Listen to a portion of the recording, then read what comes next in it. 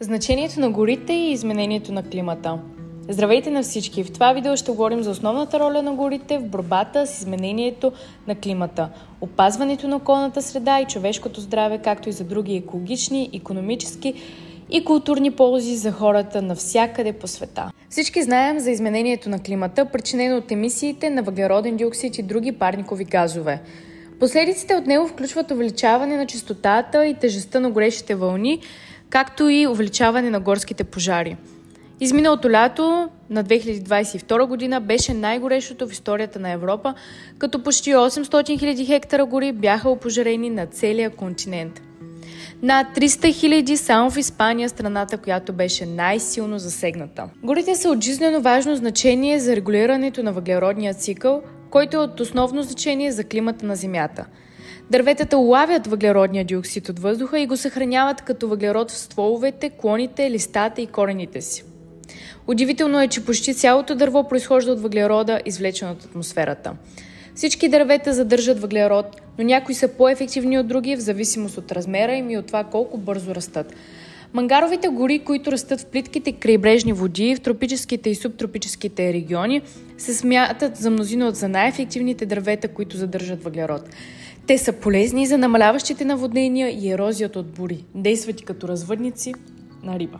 Експертите твърдят, че опазването и възстановяването на естествените екосистеми, като например старите гори, може да осигури 1/3 от глобалните действия, необходими за избягване на най-тежките последици от изменението на климата. Горите имат и безброй други ползи за околната среда. Те са живи филтри за реките и потоците, абсорбират утайките, съхраняват и трансформират излишните хранителни вещества. И замърсители, както и съхраняват и доставят чиста, прясна вода. Горите са жизнено важни за опазването на човешкото здраве. Безброй лекарства, използвани в световен мащаб, се извличат директно от растенията, от тропическите гори, от лекарството за рак до хинина, използван за лечение на малария.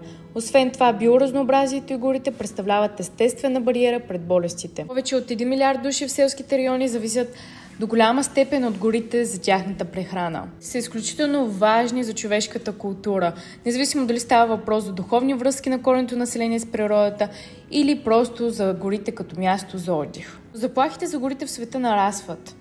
Освен заплахата от пожари, съществува и незаконна и неустойчива сеч, която е резултат от търсенето на евтина дървесина и хартия, както и от други добивни индустрии, като мината и петролната. Самата заплаха за горите обаче е разширяването на селското стопанство поради увеличаване на населението и промените в начина на хранене. Амазонка, най-голямата дъждовна гора на планетата, е загубила поне 17% от горските си масиви през последния половин век, което се дължи най-вече на изсичането им за земи за паша на добитък или за отглеждане на соя за храна на добитъка. Ако драстично намалим консумацията на месо, всички заедно бихме могли да спрем обезлесяването, да намалим изменението на климата и да нахраним света. Защитата на горите е жизнено важна част от действията в областта на климата, които защитават и хората. Именно заради това ние трябва да предприемем нужните действия. Останете съпричастни!